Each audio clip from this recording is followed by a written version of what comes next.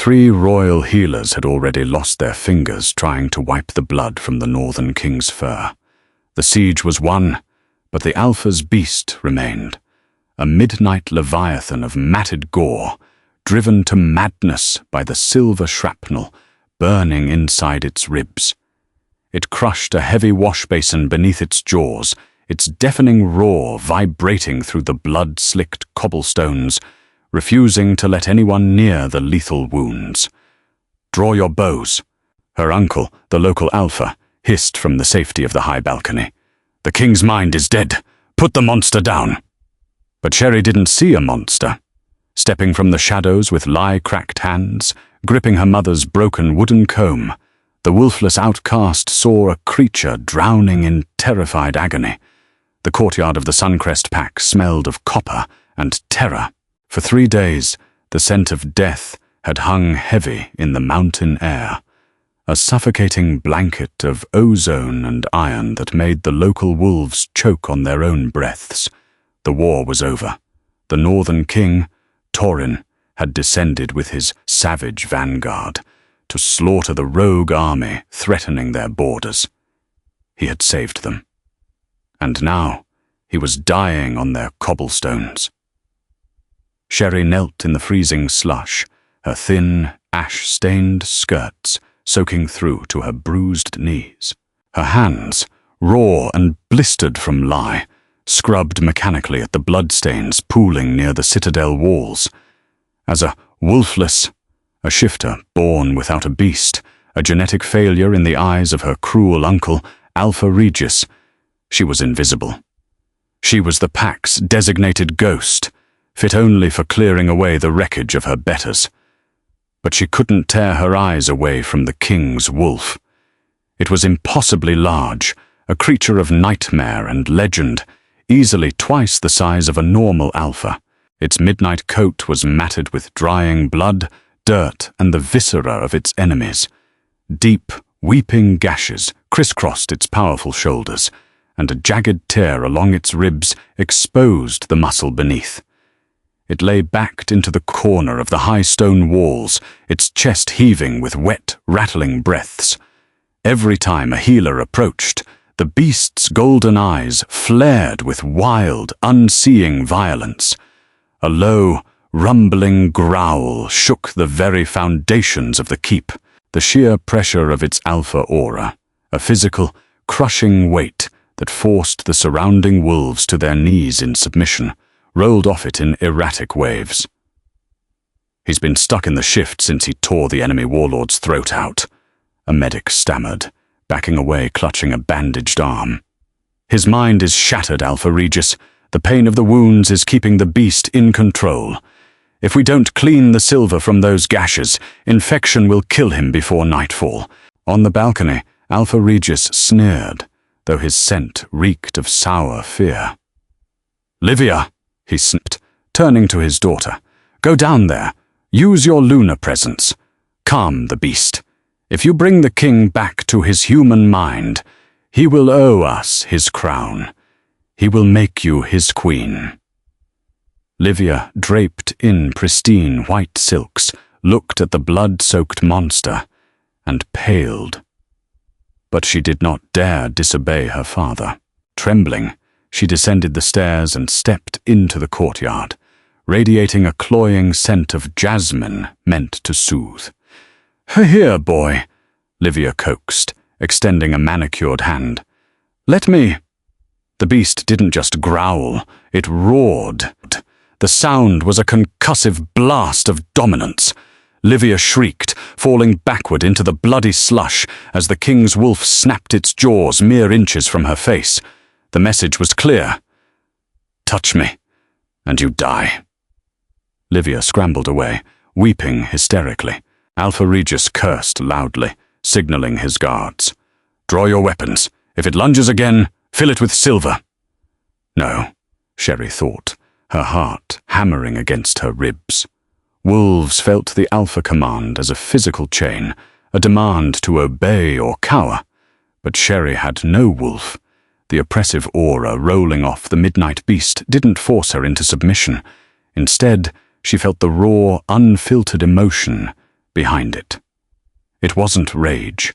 It was a suffocating, blinding agony. It was the desperate terror of a trapped animal, convinced that every hand reaching for it held a knife. Without thinking, Sherry set down her scrub brush. She reached into her ragged apron, her fingers brushing the cracked, wooden comb her mother had left her. "For when your wolf comes, little bird," her mother had whispered on her deathbed. The wolf had never come, but the empathy had. Sherry stood up. She picked up a wooden bucket of clean, warm water and a soft linen cloth. "You there? Wolfless trash! Get back to scrubbing!" a guard barked. Sherry ignored him. She stepped past the retreating medics, past the sobbing Livia, and walked directly into the kill zone of the most dangerous predator on the continent. The beast's massive head whipped toward her, its golden eyes, crazed with pain, locked onto her small, fragile frame. It bared its blood-stained fangs, a low, bone-shaking rumble vibrating through the soles of Sherry's worn boots. She didn't flinch. She didn't emit a scent of fear, because she wasn't afraid. She just saw a creature that needed a gentle hand. Slowly, Sherry sank to her knees right in front of the beast. If you're captivated by Sherry's bravery and the untamed Alpha King, don't miss what happens next. Hit that like button to support the story.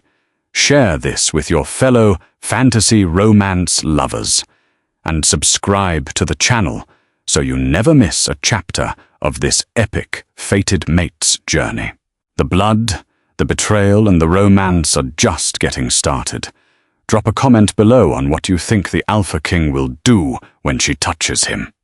The courtyard held its collective breath. Up on the balcony, Alpha Regis choked on a command, his face turning an apoplectic shade of plum, but the sheer, oppressive gravity of the king's feral aura kept the guards frozen in place. The silver-tipped crossbows trembled in their hands. Sherry knelt in the slush, the freezing moisture soaking into the thin fabric of her dress. She was so close now that the beast's erratic, wet breaths ruffled the loose strands of dark hair escaping her braid. Up close, the Northern King's wolf was a landscape of devastation. The thick, midnight fur was cemented into stiff peaks by dried blood, hiding the deadly slivers of silver shrapnel embedded in his flesh. The beast's lips curled back, exposing fangs the size of daggers. A guttural snarl vibrated in its deep chest, a sound that usually meant imminent death. "I know," Sherry whispered. Her voice was barely a breath, soft and melodic, slicing through the heavy tension of the courtyard. "No, it hurts." Because she lacked a wolf, Sherry did not project the sharp, chemical sense of challenge, submission, or terror that shifters relied upon to navigate dominance.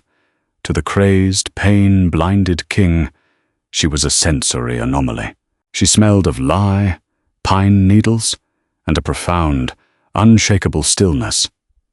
She dipped the linen cloth into the wooden bucket, the warm water sending a wispy curl of steam into the frigid air. Slowly, telegraphing every movement, she wrung it out. The beast's golden eyes tracked her hands.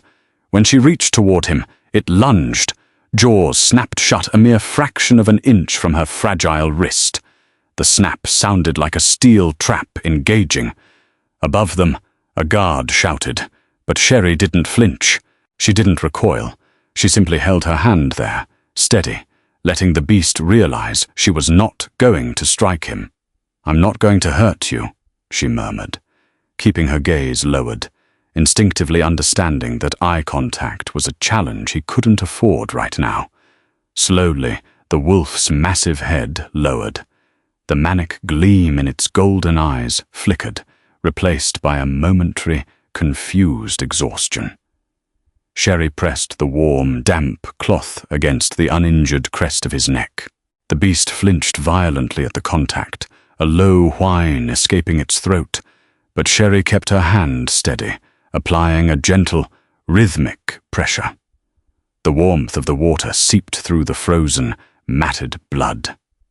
She rinsed the cloth, turning the water in her bucket a hazy pink, and repeated the motion. Stroke, rinse, soothe. She moved with the methodical grace of someone used to piecing broken things back together. When the cloth wasn't enough to separate the thick clumps of fur hiding the gashes, Sherry reached into her pocket and withdrew her mother's cracked wooden comb. It was a humble thing, missing 3 teeth, smoothed by years of anxious handling. With agonizing care, Sherry used the comb to tease apart the bloody tangles around a jagged tear on his shoulder. The wolf shuddered, its massive muscles twitching under her fingertips. She could feel the searing, unnatural heat radiating from his skin, the fever of silver poisoning. Almost, she coaxed, her thumb brushing against the unmarred fur near his ear.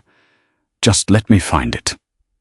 Deep within the wound, glinting against the mangled tissue, was a twisted piece of silver shrapnel. Shifter healing couldn't begin until the silver was removed.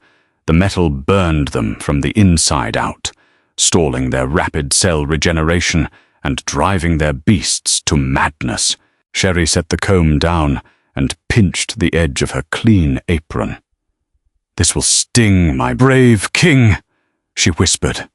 With 2 fingers, she dug into the hot, slick wound, grabbed the jagged sliver of silver, and pulled it free. The beast threw its head back and released a deafening, agonizing howl. The sound echoed off the stone walls, shattering a glass lantern near the armory. But it didn't attack her. Instead, the massive head dropped heavily into Sherry's lap, a gesture of profound, exhausted surrender. A collective gasp rippled through the observing pack. No alpha, let alone a feral king, ever submitted their throat to a stranger. Sherry continued to wash away the blood, tossing the silver aside. She found 2 more shards, removing them with the same ruthless gentleness. As the last piece of poisonous metal clattered against the cobblestones, the oppressive, suffocating aura in the courtyard shattered like fragile glass. The beast exhaled a long, rattling sigh against her apron. Then, the sickening crunch of bone and tearing of sinew began. Sherry closed her eyes, shielding the king's dignity as the monstrous wolf dissolved. The brutal heat of the shift washed over her, smelling of ozone and burning amber. When the horrific sounds of anatomical restructuring finally ceased, the heavy weight in her lap felt different. Human. She opened her eyes. Lying across her lap was Torin, the Alpha King of the North. He was naked, his powerful, heavily scarred body slick with sweat and the remnants of his own blood. The wounds on his chest were already beginning to knit together, the angry red edges sealing now that the silver was gone. His face, though pale and hollowed by exhaustion, was strikingly handsome, framed by dark, sweat-drenched hair. His eyes fluttered open. They were no longer the crazed gold of the beast, but a piercing, glacial grey. He looked up at Sherry, his gaze locking onto hers with a startling intensity that made the breath catch in her throat. He didn't see a wolfless servant. For one fleeting, electrifying second, the king looked at her as if she were the only tether keeping him anchored to the earth. "You." His voice was a raw, gravelly rasp. He lifted a heavy, trembling hand, his long fingers grazing the stained fabric of her skirt, right where her heart beat frantically against her ribs. Before Sherry could reply, brutal hands clamped onto her shoulders. "Get away from him, you filthy stray!" Alpha Regis bellowed, wrenching Sherry backward so violently she tumbled onto the icy stones. Her mother's comb clattered away, lost in the bloody slush. "Guards! Fetch a cloak for the king!" Regis commanded, his previous terror replaced by greedy, opportunistic bravado. He shoved his daughter forward. "Livia, attend to him. Tell him how you calmed his beast." The cobblestones were mercilessly hard, biting into Sherry's palms and hip as she hit the ground. The freezing, blood-tinged slush soaked instantly through her thin skirts, chilling her to the bone. For a moment, the breath was completely knocked from her lungs. "My king. My king. Thank the goddess," Alpha Regis crowed, his voice dripping with sudden, sickening reverence. He snatched a heavy fur mantle from a paralyzed guard and draped it over Torin's broad, naked shoulders. Sherry pushed herself up onto her elbows, her vision swimming through the tangle of guards' boots and the heavy velvet hems of her uncle's coat. She saw the king.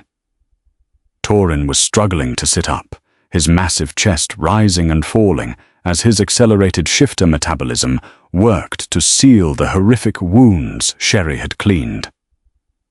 "Livia, child, come," Regis urged, pulling his trembling daughter forward by the wrist. He shoved her into the space Sherry had just occupied. "The king is disoriented from the shift. Comfort him." Livia, who had been weeping in terror only moments before, quickly masked her fear with a simpering, practiced smile. She dropped to her knees, her pristine white silks now brushing the dirt. The overwhelming, synthetic scent of her jasmine perfume filled the courtyard, thick and cloying, designed to mimic a luna's soothing pheromones. "I am here, your majesty," Livia murmured, placing a delicate, manicured hand on the heavy fur draped over his chest. "I spoke to your beast. I brought you back." Sherry's heart contracted, a sharp, bitter pang in her chest. "No," she thought, the word dying on her lips. Torin's head rolled to the side. His glacial grey eyes were half-glassed over, fogged by the agonizing transition from a feral beast to a wounded man. He blinked heavily, looking at Livia, his brow furrowed, a faint expression of confusion crossing his striking features. He inhaled deeply, his nose flaring. Sherry knew what he was searching for. He was looking for the scent of pine needles, lie, and stillness. He was looking for the hands that had pulled the silver from his flesh. But a shifter's senses, immediately following a traumatic, pain-induced shift, were notoriously muddled. And Livia's jasmine was suffocatingly strong, intentionally flooding the space to rewrite the narrative. Torin's gaze drifted past Livia, sweeping the courtyard. For a heart-stopping second, his eyes met Sherry's through the forest of legs. The profound, anchoring connection from a moment ago flickered in his stare. He opened his mouth to speak, a raspy sound vibrating in his chest. "Where?" Torin choked out, his hand twitching beneath the furs as if reaching for something. "Where is—" Before he could finish, the thunderous sound of heavy boots and armor echoed from the keep's gates. The king's vanguard had arrived. A dozen massive, battle-hardened alphas stormed into the courtyard, their armor painted in the blood of the rogue army, their eyes glowing with lethal, protective fury. "My king!" the lead warrior roared, dropping to one knee while the others instantly formed a defensive perimeter around Torin.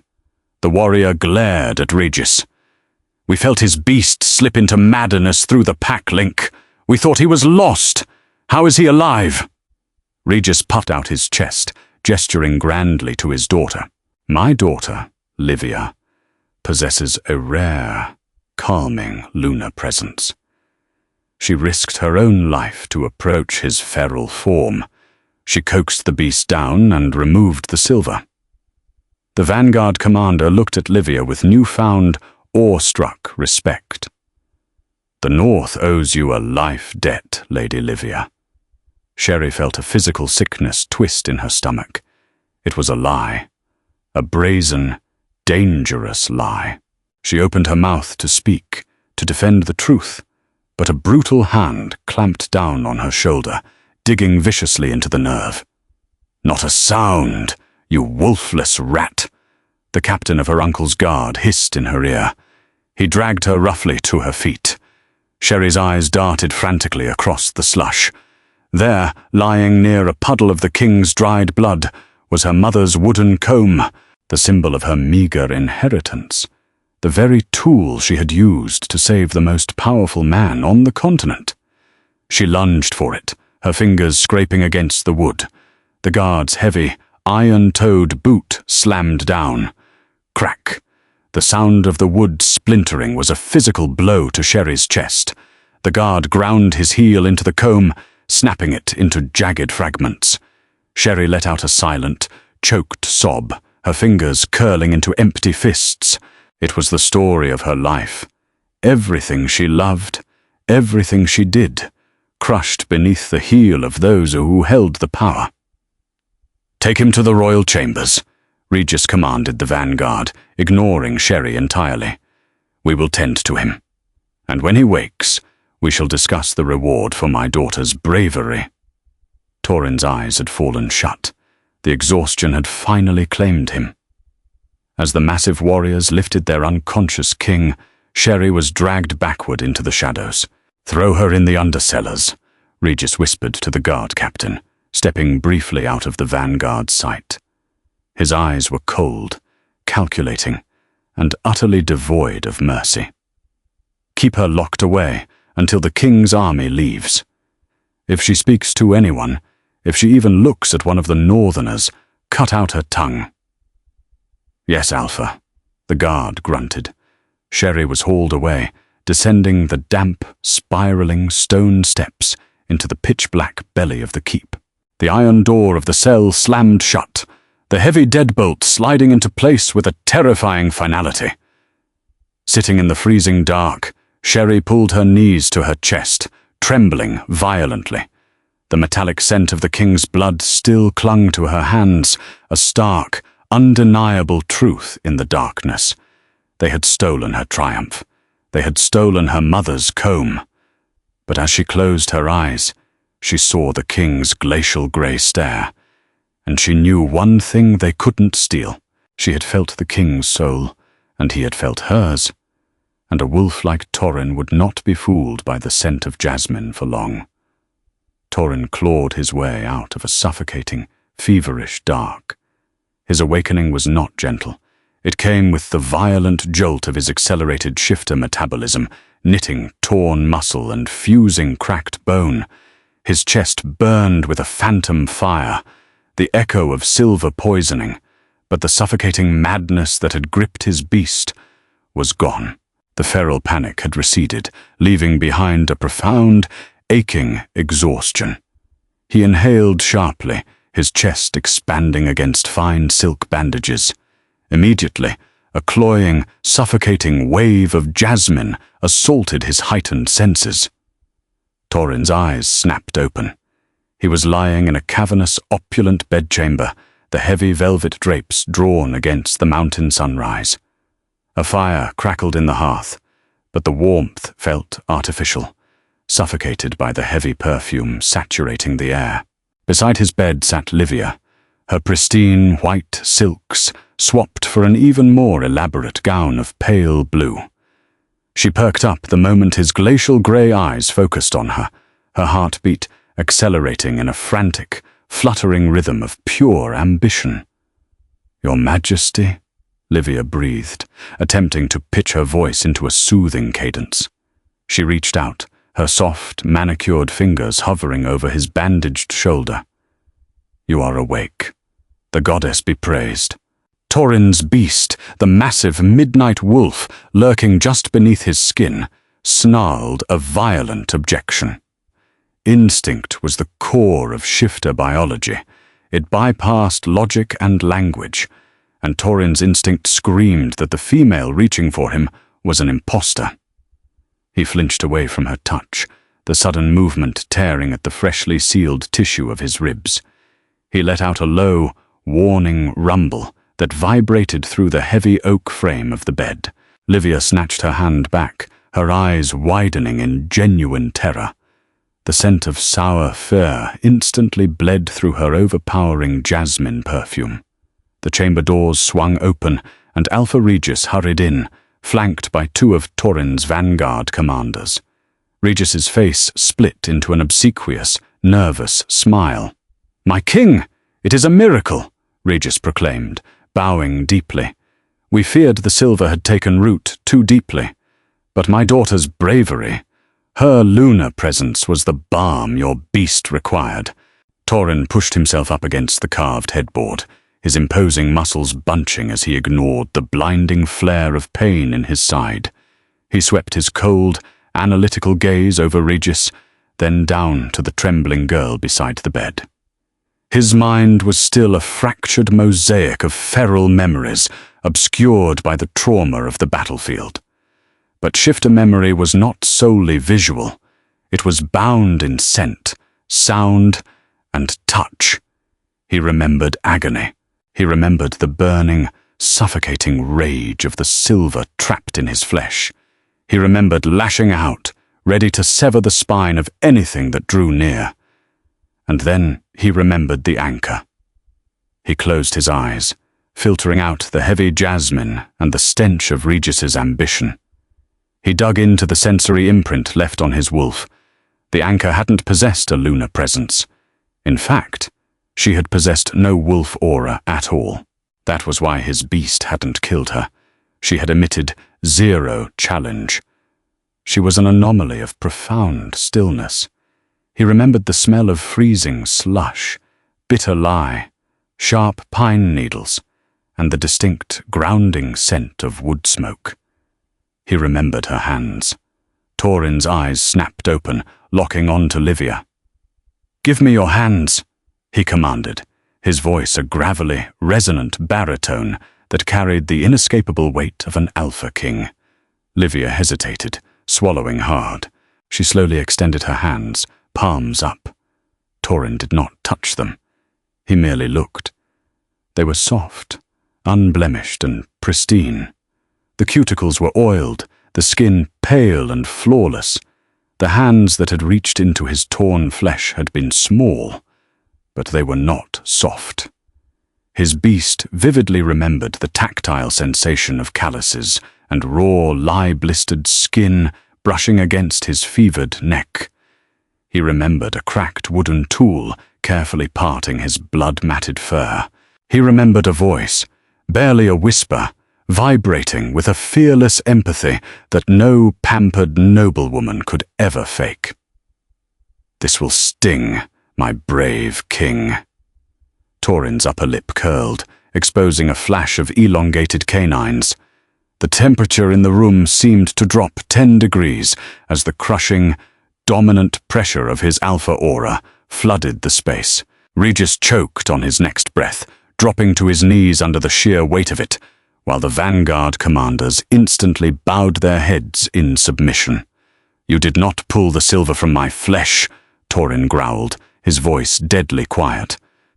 Livia whimpered, sliding out of her chair to cower on the floor, her hands covering her head.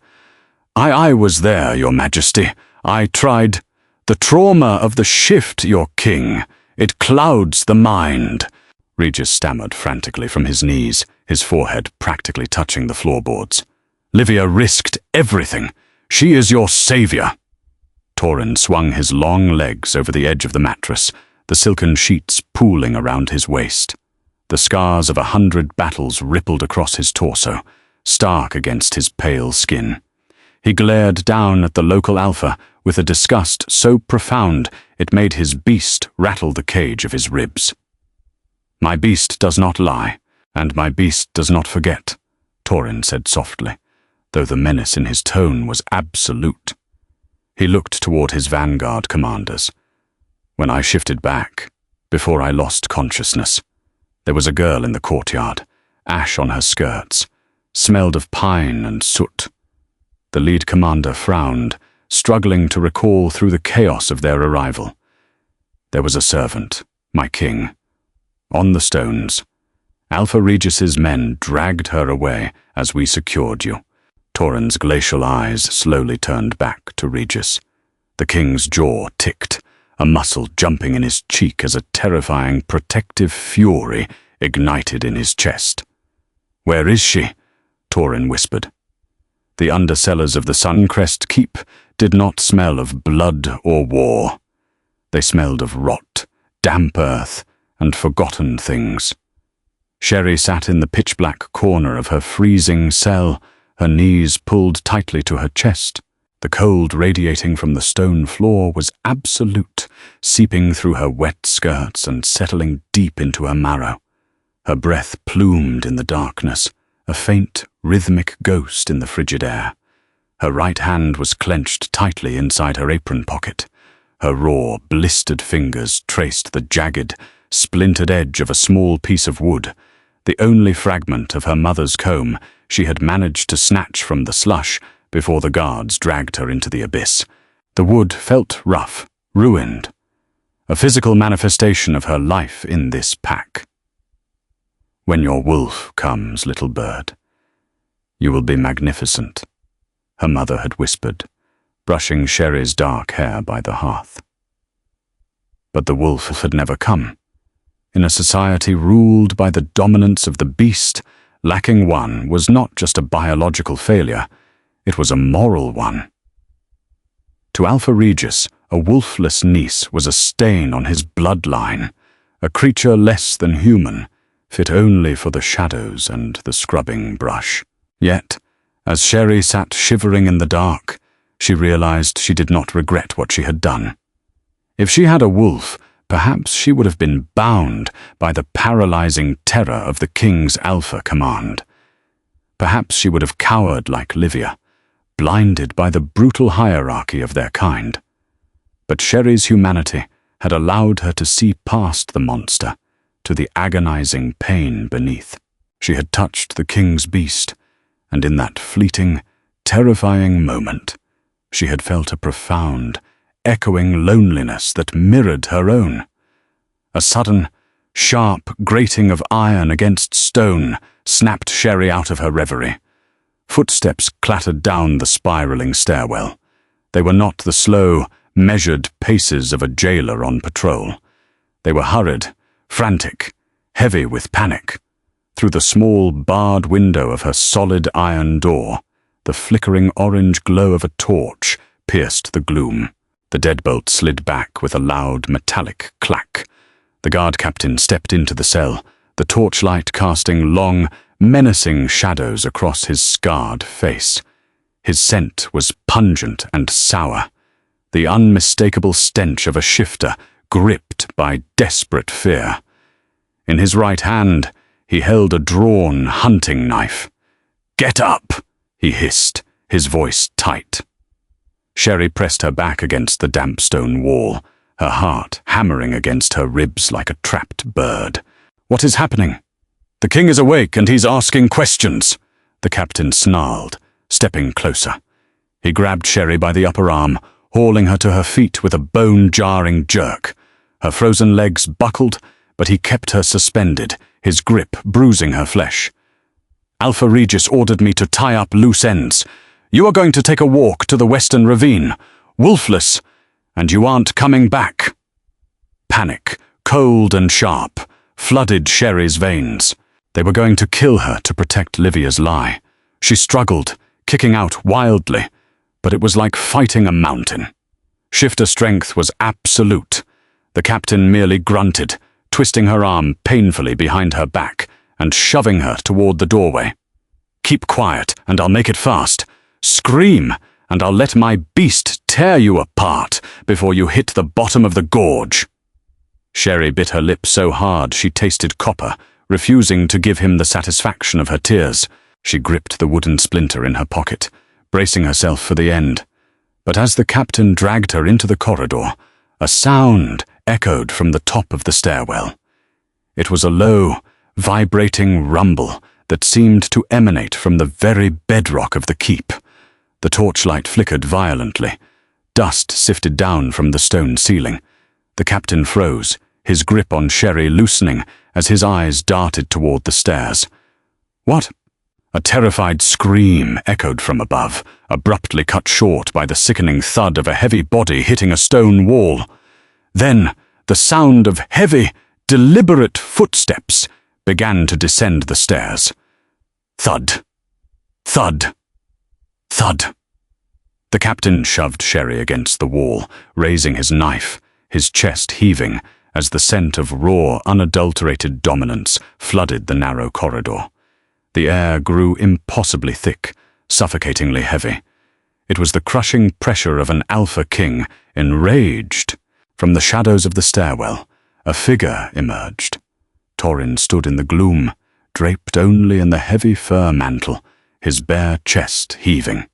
His glacial grey eyes caught the torchlight, flashing with a deadly, predatory silver ring. The air around him practically vibrated with lethal intent. The guard captain let out a pathetic whimper, his knees buckling under the sheer, biological weight of the king's aura. The knife clattered uselessly to the stone floor as the man collapsed, pressing his forehead to the damp earth in total, unconditional submission. Torin did not even look at him. The king's silver eyes locked onto Sherry, pinned against the wall in her wet, ash-stained dress. He inhaled deeply, the tension in his massive shoulders locking into place as he caught her scent. Pine needles. Bitter lie. And beneath the stench of the dungeon, the grounding stillness his beast had been crying out for. Torin stepped over the cowering guard, moving with a silent, predatory grace, until he stood mere inches from Sherry. She looked up at him, her breath catching in her throat, her hand still clutching the broken splinter in her pocket. Slowly, the terrifying, lethal edge in the king's eyes melted into a profound, aching softness. He raised a large, heavily scarred hand, his fingers trembling slightly as he reached toward her. "There you are," he whispered. The king's touch was impossibly warm. When Torin's calloused fingers finally brushed Sherry's cheek, a jolt of pure, radiating heat chased away the bone-deep chill of the cellar. He cradled her jaw with a reverence that made her breath catch, his thumb lightly sweeping over a smudge of soot on her cheekbone. Up close, his glacial grey eyes were swirling storms of emotion, a violent, chaotic mix of gratitude, awe, and a rapidly building, terrifying rage as he took in her condition. He saw her trembling, blue-tinged lips. He saw the wet, freezing fabric of her thin dress clinging to her frail frame. And then his gaze dropped to the darkening, violent bruise blooming on her upper arm where the guard captain had seized her. A low, menacing snarl tore from Torin's throat. The sound was so primal, so saturated with lethal intent, that the stone walls of the corridor seemed to vibrate in sympathy. On the floor, the guard captain wept openly, pressing his face into the damp earth, suffocating under the crushing, invisible weight of Torin's dominance. "Who gave the order?" Torin asked. His voice was not a shout. It was a quiet, rasping whisper that cut through the darkness like a serrated blade. "Alpha Regis, my king," the captain sobbed, his pride entirely broken by his biological imperative to submit. "To protect the Luna's claim, he ordered me to throw her in the ravine." Torin closed his eyes for a fraction of a second. When he opened them, the silver ring around his irises was glowing with an unnatural, predatory light. He did not waste another word on the cowering man. Instead, Torin unclasped the heavy, royal fur mantle from his own shoulders. The air in the dungeon was freezing, but Torin stood bare-chested, radiating the immense, furnace-like heat of an alpha shifter at the height of his power. He stepped forward and wrapped the massive mantle around Sherry's shivering shoulders.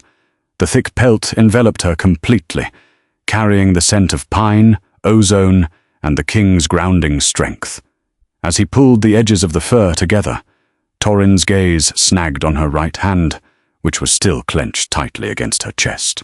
Gently, he wrapped his large hands over her frozen, lie-blistered knuckles. He didn't force her fingers open. He merely waited, offering a silent, safe harbor. Slowly, Sherry's grip relaxed. Resting in her raw palm was the jagged, splintered fragment of wood. Torin recognized the grain. He remembered the feel of it dragging through his matted fur, scraping away the blood and silver. "They broke it," Sherry whispered, a single hot tear finally spilling over her lashes and cutting a clean path down her soot-stained cheek. "It was my mother's. It was all I had." Torin stared at the broken splinter. A muscle jumped in his scarred jaw. To a shifter, a mate or a savior was sacred. The tools they used, the clothes they wore, everything became a revered extension of their bond. To break the instrument that had saved his life was an insult to the crown. To break the heart of the girl who wielded it was a declaration of war. Carefully, Torin plucked the splinter from her palm and tucked it into the pocket of his own trousers. "I will build you a forest to replace it," he murmured. Before Sherry could process the weight of his words, Torin leaned down and swept her into his arms. He lifted her as effortlessly as if she weighed nothing at all, cradling her against his bare, burning chest. Sherry gasped, her hands instinctively flying to his broad shoulders. She had spent her entire life shrinking, hiding, making herself as small and invisible as possible. Now she was being carried by the apex predator of the continent. "Sleep!" Torin commanded the guard on the floor, his voice cracking like a whip. He punctuated the alpha command with a sharp, brutal kick to the man's temple. The captain crumpled into unconsciousness. Torin turned and began the ascent. Sherry buried her face into the crook of his neck, overwhelmed by the sheer, protective heat radiating from him. Every step he took up the spiraling stone staircase felt like a steady, rhythmic heartbeat beneath her cheek. The higher they climbed, the louder the commotion above became. She could hear the frantic shouting of her uncle, the heavy, armored footsteps of the northern vanguard, and Livia's high-pitched weeping. Torin reached the top of the stairs and did not stop. He strode through the keep's corridors with the unstoppable momentum of a glacier. Guards scrambled out of his path, flattening themselves against the tapestries, their eyes wide with terror as they beheld their naked, blood-smeared king carrying the pack's wolfless pariah. Torin kicked open the heavy oak doors to the great hall. The massive doors slammed against the stone walls with a deafening crack that echoed to the vaulted ceilings. Inside, Alpha Regis froze mid-sentence. Livia, clutching a handkerchief, let out a choked gasp. The 12 massive alphas of the northern vanguard, who had been tearing the hall apart searching for their missing king, instantly dropped to one knee, their fists pressed to their chests in a unified salute. Torin stood in the threshold, his chest heaving, his glacial eyes locked onto Alpha Regis. The silence in the hall was absolute, heavy with impending violence. "You," Torin rumbled, his voice echoing off the ancient stone walls, "have made a very grave mistake." The great hall of Suncrest Keep was a monument to Alpha Regis's vanity. Massive tapestries of spun gold lined the walls, and a roaring fire crackled in the hearth, illuminating the polished marble floors. But as Torin stood in the doorway, the oppressive, terrifying weight of his sheer presence reduced the opulent room to a trivial backdrop. Sherry kept her face pressed against the king's neck, her small hands gripping his broad shoulders. From the safety of his arms, she watched the absolute destruction of her uncle's pride. "Your Majesty," Alpha Regis gasped, his face draining of all color. He took a stumbling step forward, his eyes darting frantically between Torin's hardened features and the small, trembling girl wrapped in the royal mantle. "What is the meaning of this?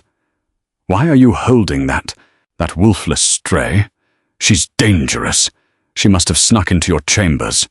"Silence!" The word was not shouted.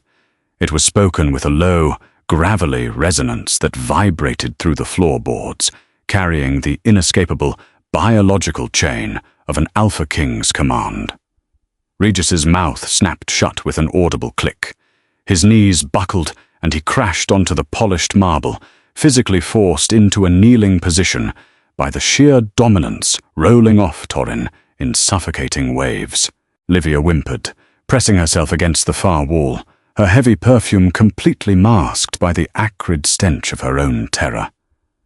Torin did not spare them another glance. He walked with slow, deliberate steps toward the raised dais at the end of the hall where the carved wooden high seat sat. The 12 warriors of the northern vanguard parted for him, their heads bowed in absolute reverence, their armor clattering softly in the dead quiet of the room. When he reached the dais, Torin didn't sit. Instead, he gently lowered Sherry into the high seat.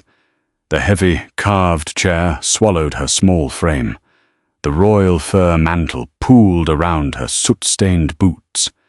For her entire life, Sherry had been forbidden from even looking at the high seat, let alone standing near it.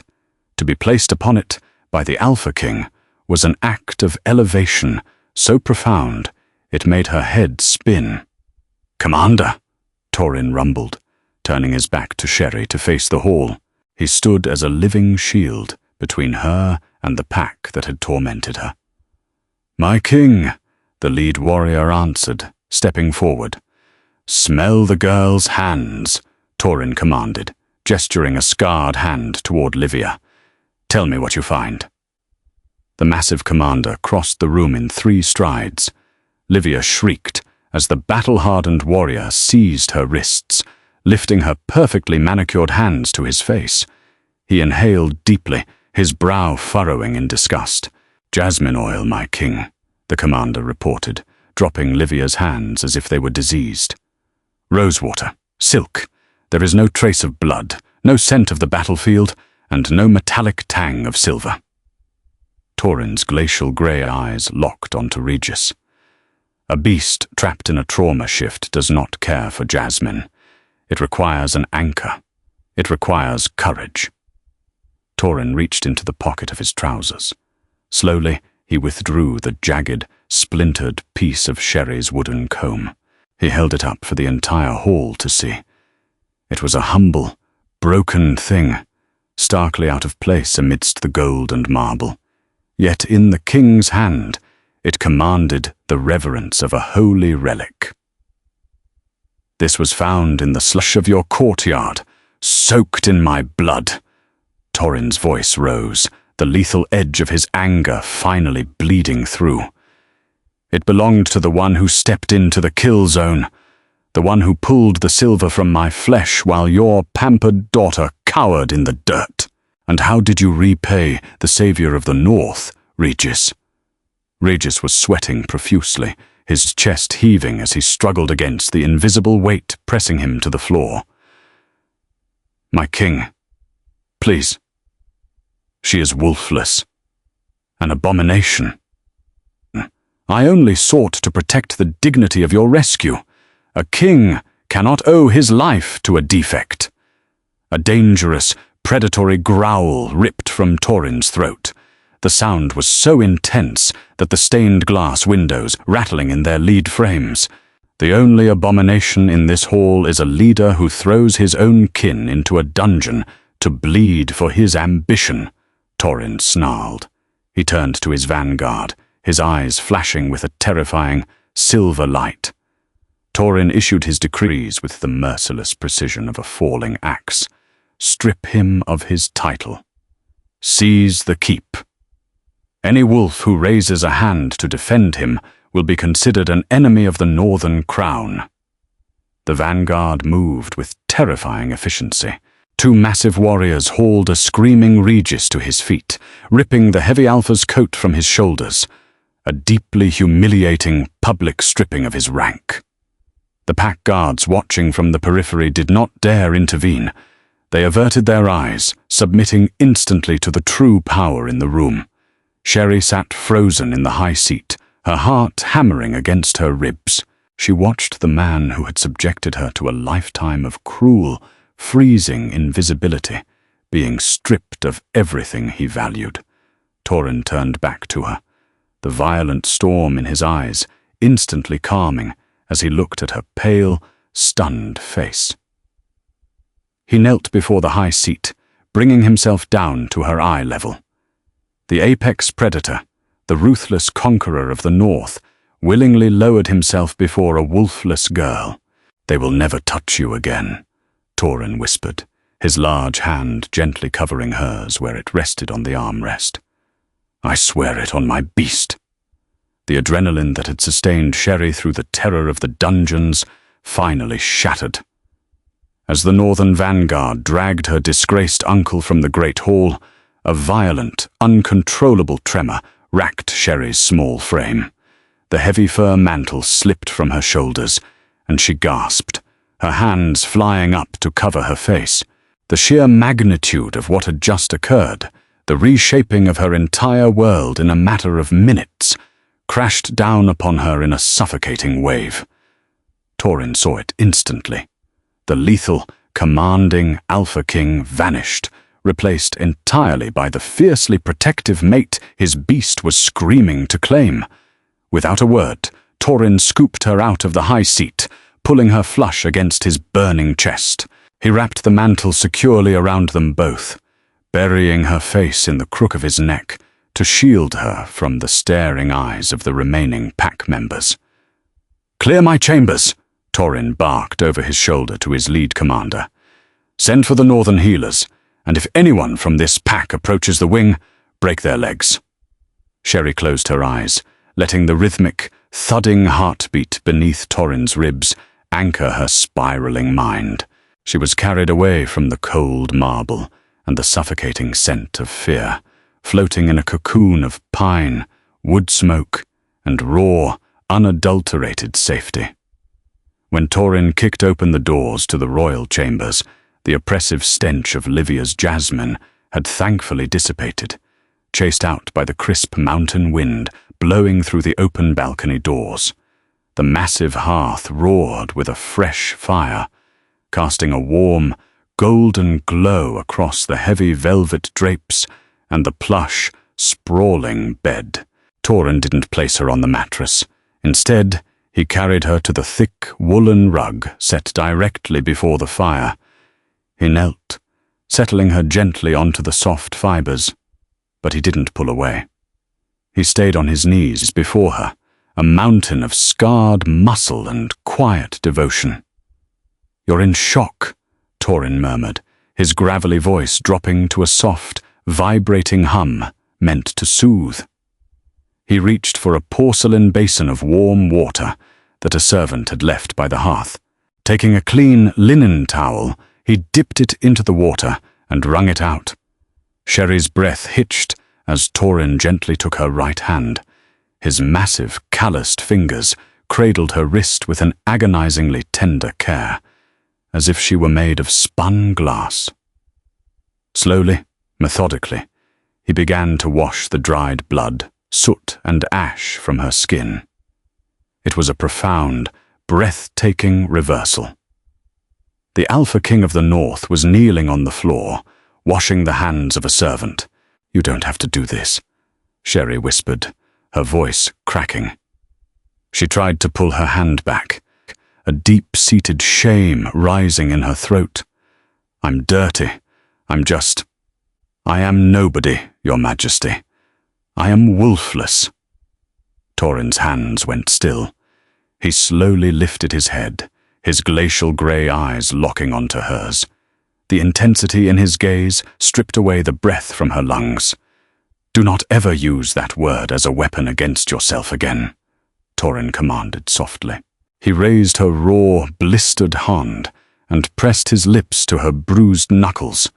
The touch sent a jolt of pure, radiating heat straight to Sherry's heart. "A wolf is nothing but a shape, Sherry. It is biology. It is muscle and bone and instinct." He moved the damp cloth over the violent bruise on her upper arm, his jaw tightening at the sight of it. "But the soul," Torin continued, his voice thick with emotion, "the soul is what holds the line when the beast descends into madness. My beast is a monster of war, bred to conquer and kill. When the silver drove me feral, my wolf was ready to slaughter this entire keep. It was your soul that stopped me." Sherry stared at him, hot tears pooling in her eyes. For 20 years, she had been told she was fundamentally broken, a genetic mistake devoid of the pack bond. Yet, sitting before this terrifying, magnificent king, she felt an undeniable, magnetic pull, a tether weaving itself between her heart and his. "I wasn't afraid of you," Sherry confessed, the truth tumbling from her lips. "When you were in the courtyard, I didn't feel the alpha command. I just felt how much you were hurting." "Because you are my anchor," Torin said, reaching up to gently tuck a stray lock of dark hair behind her ear. His thumb brushed away a tear that escaped her lashes. "The goddess did not give you a wolf, Sherry, because you didn't need one to be strong.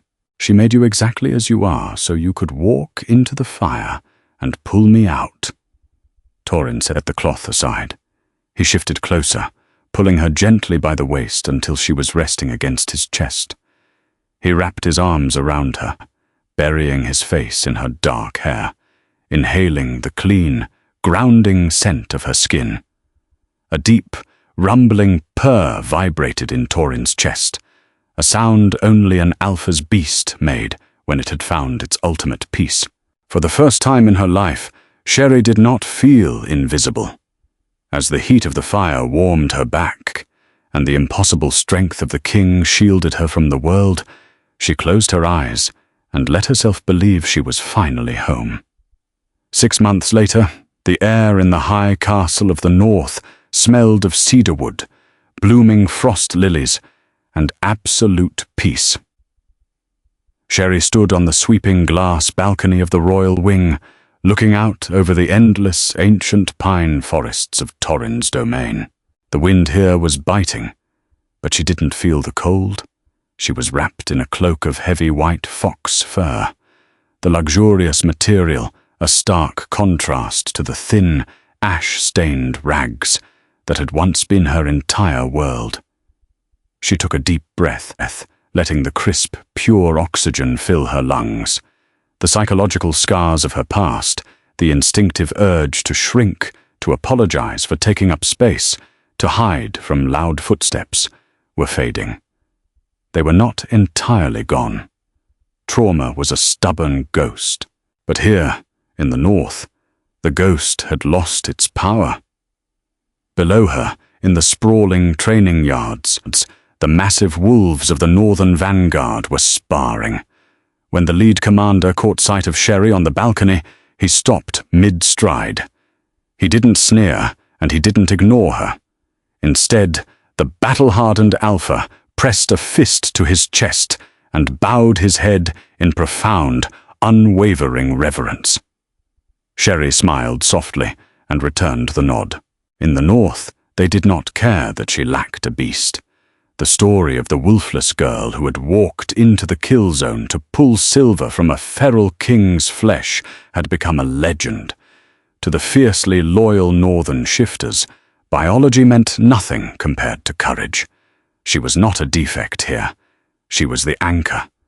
She was their queen. The heavy mahogany doors of the chamber clicked open. Sherry didn't need to turn around to know who it was. Her senses, though human, had attuned perfectly to him. She felt the sudden, radiant warmth at her back, the subtle shift in air pressure, and the grounding, intoxicating scent of ozone and deep woods. Torin wrapped his arms around her waist from behind, pulling her flush against his broad, solid chest. He rested his chin on the top of her head, a low, contented rumble vibrating deep within his ribs. "You are out of bed early, little bird," Torin murmured, his gravelly voice dropping to that soft, private cadence, reserved only for her. "I was watching the sun hit the pines," Sherry replied, leaning back into his embrace, letting his immense strength support her weight. I don't think I will ever get used to how beautiful it is here." Torin turned her gently in his arms. The feral, silver-eyed monster of the Suncrest courtyard was entirely absent. The king, looking down at her, was at total peace, his glacial grey eyes soft and swirling with an unconditional, consuming devotion. "I have something for you," he said quietly. He reached into the pocket of his dark leather tunic and pulled out a small, velvet pouch. With careful, calloused fingers, he drew out a delicate silver chain. Suspended from the center was a teardrop of perfect, golden northern amber. Sherry gasped, her hands flying to her mouth. Encased perfectly within the ancient glowing sap was a small, jagged splinter of dark wood. It was the fragment of her mother's comb, the piece the Suncrest guard had crushed beneath his boot, the piece Torin had taken from her bleeding palm in the dark of the undercellars. "You kept it," Sherry whispered, tears immediately prickling the corners of her eyes. "I told you I would build you a forest to replace it," Torin said, his voice thick with emotion. He unclasped the chain and gently secured it around Sherry's neck. The warm amber settled directly over her heart. "This is the seed. I had the royal artisans cast it in amber the day we arrived in the north, so that time and cruelty can never touch it again." Sherry looked down at the golden teardrop. It was no longer a symbol of her brokenness or her lost inheritance. It was a monument to her survival. It was proof that her empathy, her soft, human heart, had been the most powerful magic of all. She looked up at Torin, a single tear slipping down her cheek. "It's beautiful." Torin cupped her face, his thumbs gently wiping away the moisture. "It belongs to the savior of the north," he whispered. "A queen who needs no claws to protect her people, and no fangs to command my heart." He leaned down, pressing his lips to hers. The kiss was slow, deep, and infinitely tender. It tasted of the cold mountain air and the fiery heat of a fated bond that transcended biology. As they stood together on the balcony, bathed in the golden light of the northern sunrise, Sherry pressed her hand against the amber pendant on her chest. Beneath it, her heart beat in steady, perfect time with the king's. She was wolfless, but she was no longer alone. She was exactly where she was always meant to be. Thank you so much for following Sherry and Torin's incredible journey.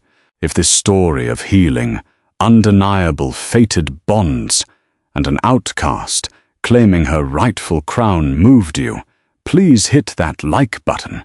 Share this epic romance with your friends who love a fierce alpha king and a fiercely brave heroine. Don't forget to subscribe and hit the notification bell so you never miss out on our next cinematic web novel series. Leave a comment below with your favorite moment from this story. We'd love to hear from you. Until next time, stay magical.